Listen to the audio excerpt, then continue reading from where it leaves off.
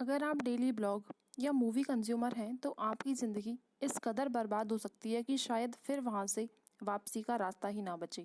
इस वक्त यूट्यूब पर कंटेंट कंज्यूम करने वाले लोगों में से 80% लोग ब्लॉग देखते हैं और आपको शायद अंदाज़ा भी नहीं है कि ये लोग सबकॉन्शियसली आपके साथ क्या कर रहे हैं। रिसर्च ये तक कहती है कि watching blog is 5 time more addictive than cigarette and alcohol. Continuous blog देखना आपको मेंटली, इमोशनली और फाइनेंशियली बर्बाद कर रहा है और यह नुकसान सिर्फ एक तरफा है। उन लोगों की ज़िंदगी में आप कोई मायने नहीं रखते, सिर्फ आप खुद को बर्बाद और उनको आबाद कर रहे हैं। लेकिन सवाल यह उठता है कि यदि ऐसा है तो लोग सेलिब्रिटी, इन्फ्लुएंसर, क्रिकेटर्स या ब्लॉगर से इतना ऑब्सेस्ड क्यों हैं?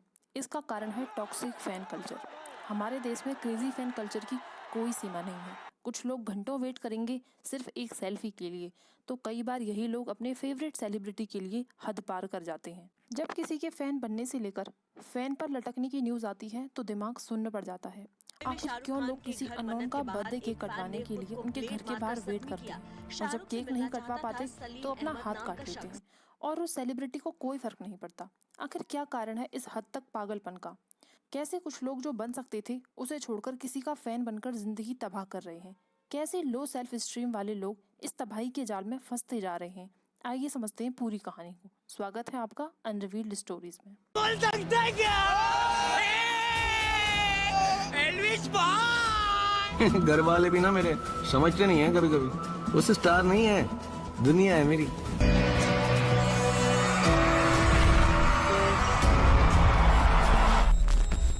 आपकी लाइफ के 5 मिनट भी नहीं मिल सकते मुझे। क्या मेरी लाइफ है, मेरा टाइम है, तुम्हें 5 सेकंड के दो। गर्ल्स देखो, उसमें लड़कों से तो कम दिमाग होता है गर्ल्स में, देखो ना। फैक्ट्स कह दिया उन्होंने। है ना भाई, लड़कियों में देखो थोड़ा सा कम दिमाग होता है, मतलब आईक्यू लेवल थोड़ा सा कम होता है। और कुछ लड़कियां होती हैं जिन्हें और नीचे होती हैं। तो मैं पूछना चाहता हूँ लड़कियों से कि भाई तुम लोग इतना क्यों सोचते हो? तुम पे और कुछ काम नहीं है क्या? किचन में बर्तन हो गए, तो झाड़ू पोछा, शिट, ये काम तुम्हें इम्पोर्टेंट नहीं लगते? लड़कियां भी खड़ी हैं तो लड़कियां दिखाता हूँ भाई आप लोगों को, ठीक है? लड़कियां देख के तुम्हें मजा आ जाएगा। नहीं, मजा करने वाली लड़कियां तो नहीं है भाई। कह रहा है एक तो लड़की के रूप में लड़का था। आज पूरे इंडिया में फैन कल्चर तेजी से बढ़ रहा है। आज के टाइम में कोई मूवी स्टार हो या टेलीविजन एक्टर या कोई क्रिंज कंटेंट क्रिएटर, कोई भी नजर आता है तो लोग उन्हें तेजी से घेर लेते हैं जैसे यही भगवान हो। कई बार तो ऐसे लोग भीड़ के बीच घिरे रहते हैं जिनकी लाइफ से शायद ही आप कुछ सीख सकते हैं। लेकिन आज का यूथ उनके गालियाँ, वल्गैरिटी, न्यूडिटी, क्राइम, स्मोकिंग जैसा कंटेंट ही पसंद कर रहे हैं। पर आखिर क्यों, ये सोचने का विषय है। एब्जॉर्प्शन एडिक्शन मॉडल, जो एक सेलिब्रिटी वर्शिप के बारे में हमें बताता है, जिसका पहला स्टेज है एंटरटेनमेंट सोशल, जहां लोग किसी भी सेलिब्रिटी को सिर्फ एंटरटेनमेंट पर्पस के लिए देखते हैं। जिसका दूसरा स्टेज है इंटेंस इमोशनल, जहां एक फैन और सेलिब्रिटी के बीच इमोशनल बॉन्ड क्रिएट होने लगता है। इसका तीसरा स्टेज है बॉर्डरलाइन पैथोलॉजिकल लेवल। यहाँ आकर सारी प्रॉब्लम्स शुरू हो जाती हैं, क्योंकि यहाँ आकर इस स्टेज पर लोग सेलिब्रिटी के लिए कुछ भी करने को तैयार हो जाते हैं। इस सेलिब्रिटी भक्ति के पीछे का कारण है इंसान का साइकोलॉजिकल वीक होना। 2001 में अमिताभ बच्चन के एक फैन ने उनके नाम पर कोलकाता में एक मंदिर बनवाया, जहां आज भी उनके नाम से पूजा होती है। अमिताभ बच्चन इस लिस्ट में अकेले नहीं हैं। सचिन तेंदुलकर, सोनिया गांधी, रजनीकांत, यहाँ तक कि आपको नरेंद्र मोदी का भी मंदिर मिल जाएगा। लोग शाहरुख खान के घर के आगे घंटों सिर्फ उन्हें देखने के लिए खड़े रहते हैं, तो कहीं किसी यूट्यूबर की फैन मीटिंग में इतने लोग इकट्ठा हो जाते हैं सिर्फ इस भीड़ का हिस्सा बनने के लिए। आखिर कौन हैं ये लोग? वो साइकोलॉजिकल वीक लोग जिनके पास कोई हेल्थी रिलेशनशिप नहीं होता। लोग इस ट्रैप में इजीली फंस जाते हैं, जहां वो एक ऐसे इल्यूजन में चले जाते हैं जहां उन्हें अपने फैन सेलिब्रिटी वर्शिप में कोई दिक्कत नहीं लगती। यह एक साइकोलॉजिकल प्रॉब्लम ही है, लेकिन आपके सेलिब्रिटी आपकी इस प्रॉब्लम के बारे में कभी बात नहीं करेंगे, क्योंकि उन्हें आपको यूज़ करके ही अपना काम निकलवाना है। बल्कि कई बार तो ये सो कॉल्ड सेलिब्रिटी या इन्फ्लुएंसर अपने फ़ैन को रिकॉग्निशन देकर और लोगों को ऐसा करने के लिए प्रमोट कर देते हैं। यह कुछ फ़ैन भी अपने सेलिब्रिटी से वैलिडेशन पाने के लिए ऐसे और काम करना शुरू कर देते हैं। एल्विश यादव, एल्विश भाई, ये हम थोड़ा सा ऊपर जाते। लव यू ब्रदर, जल्द मिलेंगे। एल्विश भाई ने मुझे डीएम किया। ऐसे लोग अपने सेलिब्रिटी को भगवान मानकर सबसे पहले अपनी इंडिविजुअलिटी को सबसे पहले मार देते हैं। इसके अलावा आपके आइडियल फेवरेट इन्फ्लुएंसर या यूट्यूबर भी आपको रिपीटेडली गैम्बलिंग और बैटिंग ऐप जैसी चीज़ों को प्रमोट करते हुए दिखते हैं, without any disclaimer, terms and condition. अगर आपको ऐसा लगता है कि इनकी ये बातों से किसी को फ़र्क नहीं पड़ रहा, तो पड़ रहा है, इनके कट्टर फैंस को, जिनके लिए ये कभी गलत नहीं हो सकते। WHO के एस्टीमेट के हिसाब से हर साल अराउंड 1 मिलियन लोगों की डेथ हो जाती है गैम्बलिंग की वजह से। जब तक आप ये 8-10 मिनट की वीडियो देखकर ख़त्म करोगे, तब तक इस दुनिया में 20 गैम्बलर्स मर चुके होंगे, वो भी खुद से, जिनमें मेजॉरिटी स्टूडेंट्स हैं। आखिर कौन धकेल रहा है उनको इस मौत के मुंह में? इसके अलावा आपके फेवरेट एक्टर आपको कहीं पान मसाला, तो कहीं कोल्ड ड्रिंक, तो कहीं ब्लॉगर्स आपको आदिवासी हेयर ऑयल और एस्ट्रोलॉजी ऐप्स जैसे स्कैम में फंसा रहे हैं। आपको क्या लगता है ये प्रोडक्ट ये खुद भी यूज़ कर रहे हैं? तो नहीं, यहाँ सिर्फ खेल आपसे पैसा लेकर आपको फंसाने तक का है। और जो लोग जितने कट्टर फैन होंगे, उनको फंसाना उनके लिए इतना ही ईजी हो जाता है।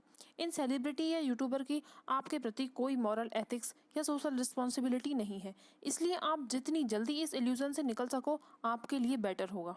शाहरुख ने 4 साल बाद पठान मूवी के साथ कमबैक किया, लेकिन प्रमोशन के लिए कोई शो, कोई इंटरव्यू कुछ नहीं किया। सिर्फ सोशल मीडिया पर चलाया #AskSRK। फैन के सवालों की मानो लाइन लग गई। जब 1-2 लोगों को रिप्लाई मिले, तो और लोग भी इस उम्मीद के साथ ट्रैप में फंसने लगे कि शायद उन्हें भी रिप्लाई मिल सके। और जाने अनजाने में लोग इसी तरह उनकी ज़िंदगी में इन्वॉल्व हो जाते हैं। और यही फ़ैन स्ट्रेटजी शाहरुख के डंकी, जवान, पठान सबको सक्सेस करने में कामयाब रही। सेलिब्रिटी इन चीज़ों को अच्छे से जानते हैं कि कैसे उन्हें आपका इस्तेमाल करके बिजनेस करना है। आपको उनकी बिजनेस डील का हिस्सा बनाने के लिए उनकी PR टीम जी तोड़ लगी रहती है और सक्सेस भी हो जाती है। अब तो इस स्ट्रेटजी को सिर्फ मूवीज़ एक्टर ही नहीं, बल्कि अब तो डेली लाइफ ब्लॉगर भी यूज़ करके लोगों को मेंटली अफेक्ट कर रहे हैं। क्योंकि इन ब्लॉगर्स की लग्जरी लाइफ को देखने के बाद लोगों में फियर ऑफ मिसिंग आउट पैदा होने लगता है, जो लॉन्ग टर्म में डिप्रेशन और एंजाइटी का कारण बनता है। पर ये स्क्रीन पर दिखने वाली फेक लग्जरी लाइफ इतनी भी अमेजिंग नहीं होती। ये बाहर से जितनी अमेजिंग हमें दिखती है, ये अंदर से उतनी ही खाली होती है। यह दिखावे की लाइफ है, क्योंकि fame always comes with price. इन ब्लॉगर्स की सारी वीडियो स्क्रिप्टेड होती हैं। पूरे 2-3 दिन के टाइम में से हमें सिर्फ 10-15 मिनट ही सबसे इंटरटेनिंग, इंटरेस्टिंग और थ्रिलिंग एक्सपीरियंस वाले दिखाए जाते हैं, जो भी कम्प्लीटली स्क्रिप्टेड होते हैं। क्योंकि रियल लाइफ में ना तो कोई इतना इंटरेस्टिंग होता है और ना ही इतना ज़्यादा खुश। यह वो लाइफ हमें दिखाते हैं जो हम देखना चाहते हैं। 90% ब्लॉगर्स अपनी हैप्पी और आइडियल लाइफ हमें दिखाते हैं, जिससे कई बार हम अपने रियल जेन्युइन रिलेशनशिप को भी कंपेयर करके ख़राब कर देते हैं। फिर आती हैं ऐसी न्यूज़। पर फिर भी आखिर हम लोग इन्हें क्यों इतना देखते हैं? हमें क्यों इंटरेस्ट है इनकी लाइफ में क्या चल रहा है? क्योंकि ये ब्लॉगर्स आपको इमोशनल मैनिपुलेशन करने की डिग्री में महारत हासिल कर चुके हैं, जहाँ ये हर वक्त एक्टिंग मोड में रहते हैं और आपसे रिलेटेबल बनने के लिए, आपसे अटैच करने के लिए वही कंटेंट डालते हैं जो आप देखना चाहते हैं। क्योंकि ज़्यादा इमोशनल अटैचमेंट से हमें फिर एडिक्शन की ओर ले जाता है और हमारी यही बर्बादी इन्हें देती है खूब सारा फेम और पैसा। तो आखिर हम क्या कर सकते हैं इस ट्रैप से दूर रहने के लिए? Always stay mindful. हमें किसी को भी ब्लाइंडली फॉलो नहीं करना चाहिए। वो क्या खा रहे हैं, क्या कर रहे हैं, हमें इन चीज़ों से इतना मतलब नहीं होना चाहिए। Don't compare your self with others, क्योंकि आप उनकी फेक स्क्रिप्टेड लाइफ देखकर अपने जेन्युइन रिश्तों को ख़राब कर लेते हैं। आपको यह समझना होगा कि ये फेक लाइफ दिखाना ही इनका बिजनेस है, इसलिए आपको इनसे दूर रहना चाहिए। Stop idealise someone. हमें ऐसे लोग खूब दिखते हैं जो मंदिर बनवाकर किसी सेलिब्रिटी को भगवान बना देते हैं, उनके नाम के टैटूज बनवा लेते हैं। हमें इन सेलिब्रिटी वर्शिप से बचना चाहिए, बल्कि हमें सेलिब्रिटी और इन्फ्लुएंसर को सुनने की जगह इंटेलेक्चुअल लोगों को सुनना चाहिए, जो ओवरऑल हमारे ग्रोथ की बातें करते हैं। अगर आपको कोई सेलिब्रिटी या इन्फ्लुएंसर इतना ही पसंद है, तो आप उनकी लाइफ के हार्डवर्क से इंस्पायर हो सकते हैं। आपको क्रेजी फैन बनने की कोई ज़रूरत नहीं है, क्योंकि किसी का क्रेजी फैन बनने का सफ़र आज मीम्स का कंटेंट बनने पर ख़त्म हो जाता है। यही आपको समझाना हमारा मकसद है। आप इस बारे में क्या सोचते हैं, कमेंट सेक्शन में ज़रूर बताएं। Thank you.